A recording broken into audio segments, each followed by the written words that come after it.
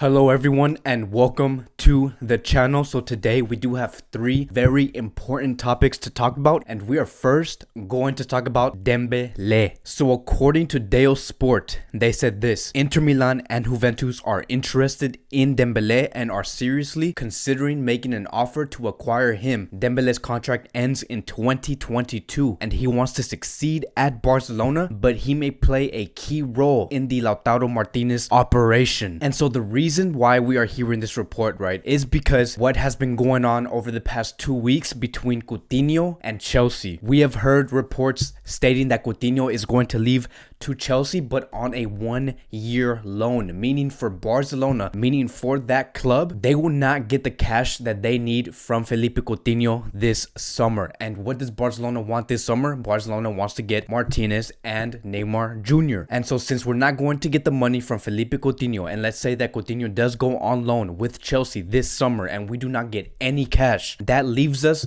with two more options, and that is Antoine Griezmann and Dembele. And that is why we are seeing the report of Dembele, who might potentially go to Juventus or Inter Milan. And in my opinion, when it comes to Dembele, I believe that he should not be touched. He is only 22 years old and he still has 2 more seasons left. And I know that Dembele has been getting like multiple injuries for the past 3 seasons with FC Barcelona, but the thing is that every young player does get injured. I know that I'm becoming a little bit too hard-headed when it comes to Dembele. I know that a lot of people are very frustrated with Dembele and that he needs to be sold, but he is only 22 years old. We should give him 1 more season. And the reason why I'm saying 1 more season is because if we do give him the 2020-2021 season, by the time that season ends, Dembele will be in a situation where Barcelona is going to be in the elections. And when you do come to the elections, a new president comes,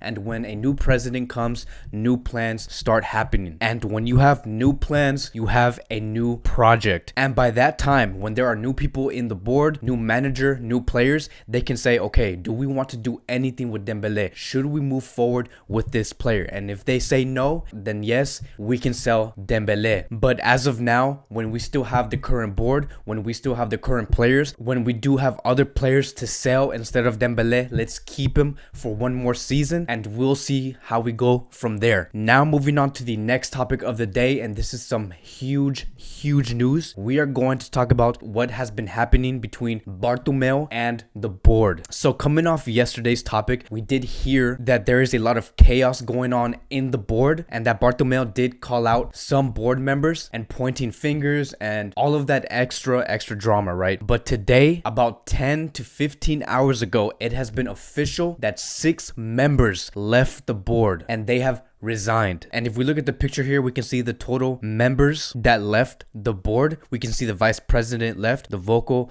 the football femenino, the other vocal. I don't know how to pronounce these names, but these are the 6 board members that left, and this is way more than we expected. And now with them leaving, with them resigning from the club, they did leave a letter, and this is what they had to say all together. So I'm not going to read the whole thing. You guys can read it down in the comment sections down below. I'm going to leave it there. And so this is what they said: we would like to communicate that we, the directors signed below, have handed our resignation from our positions as board directors of FC Barcelona to the president Bartomeu in an irrevocable manner. We have reached this point by not seeing us capable to revert the ways business is managed at the club ahead of important challenges in the future, and especially post-pandemic. We must emphasize our disappointment in the unfortunate incident with social media known as the Barca Gate, of which we were informed through the press. As our last service to our club, we recommend that early elections are evoked,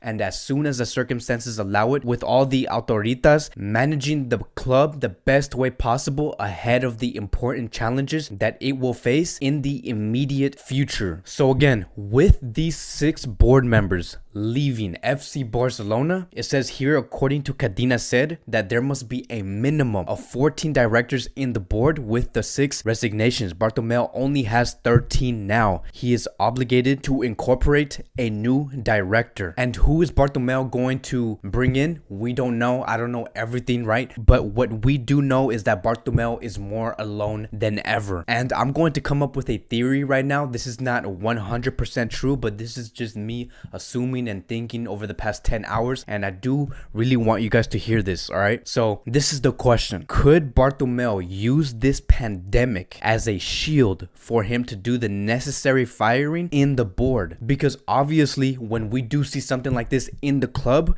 we would want to call up the early elections, just like what the board members suggested. But here's the thing, we can't do that. Why? It's because of the pandemic. And so let me explain what I mean by that. So back in April of 2019, we had someone named Victor Font, who is highly favored to be the next president for FC Barcelona next year. Victor Font hosted an event for the socios, and if you guys don't know who the socios is, they are the people of Catalonia. They are members of Catalonia. They were allowed to vote, to move to an electronical voting. That was Victor Font's proposal. He said, hey, look, we can't always come to the club and put our votes on paper. Why don't we just do it electronically? And that was his proposal to the socios. And so when the socios did vote for that, this is the results. There were 359 people who said yes, we should have electronical voting. 173 people said no, we should not have electronical voting. And then we had 67 people who said no, I'm not even going to vote. So they did not even participate in this event that Victor Font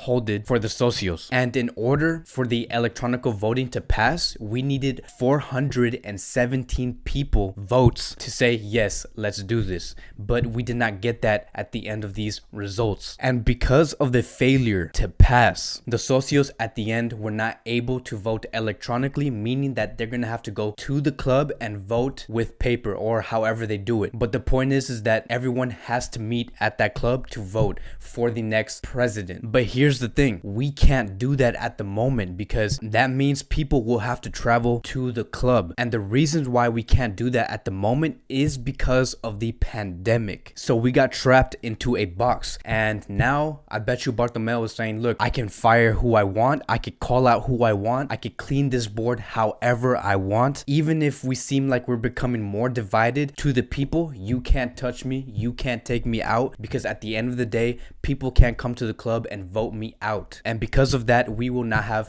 no elections. Because of the pandemic, I will be left alone. And so that's basically what Bartomeu is saying.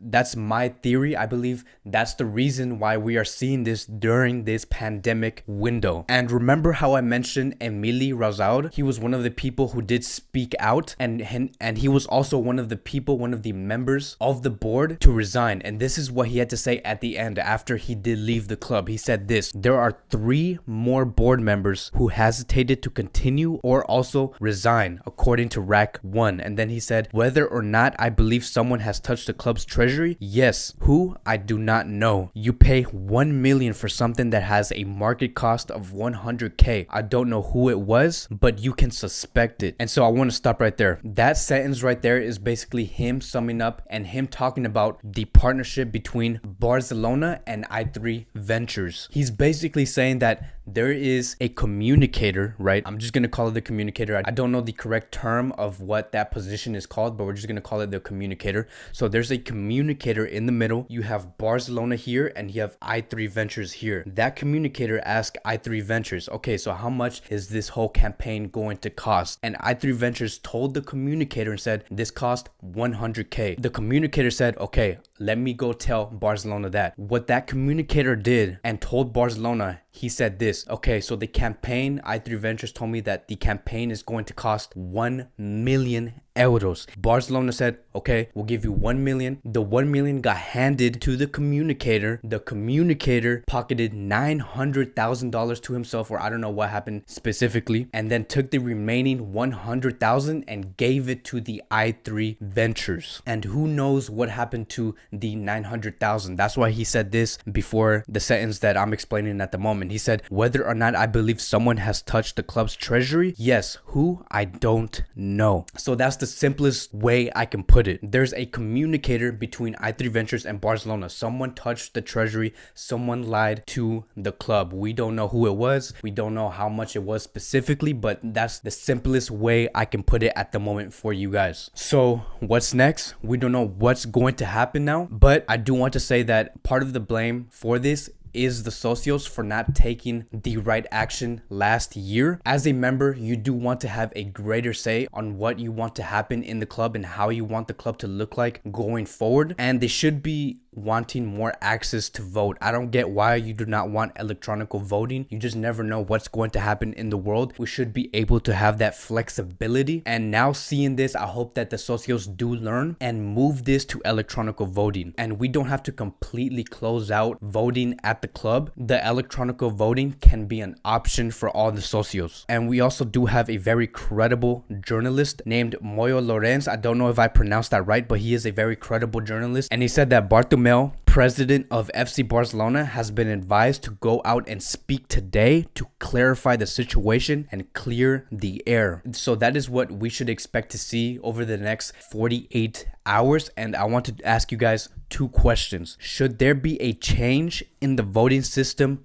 going forward, now knowing and now seeing what has been going on today? And the other question is, who do you think should take over after the elections of 2021? There is many presidents to choose from, many candidates to choose from, and at the moment, in my opinion, I do want to pick Victor Font. Victor Font is favored by Xavi Hernandez also. Xavi Hernandez did explain that if he were to come to FC Barcelona, he would want Victor Font to be there, and Victor Font does like Xavi Hernandez also, so there is a relationship between those two people. Now moving on to the last topic of the day, and I quickly want to talk about Upamecano. So according to Sport, it says here, Barcelona along with Real Madrid are interested in Leipzig player Upamecano. The player has admitted that he wants to leave this summer, and the German team will sell him when his contract ends next year. And Upamecano is a defender who is highly demanded by a lot of clubs. Barcelona is not the only club that wants Upamecano. We can see here that Real Madrid is also interested in Upamecano. We have also heard that Arsenal is interested in Upamecano, and he's a technically gifted young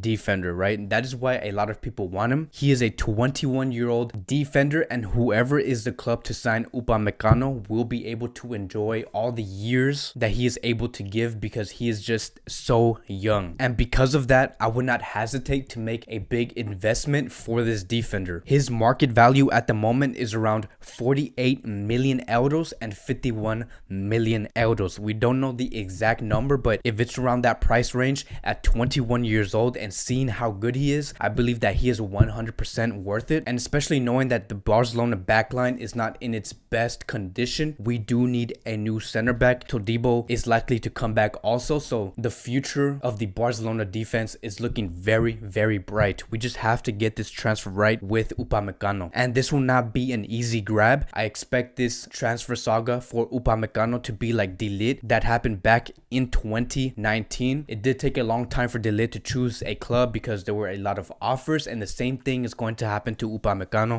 He's going to have a lot of offers like Real Madrid, Arsenal, and potentially maybe even PSG. So we will be following up closely for this transfer saga of Upamecano. So thank you guys for watching. I appreciate it, and I will see you guys in my next video.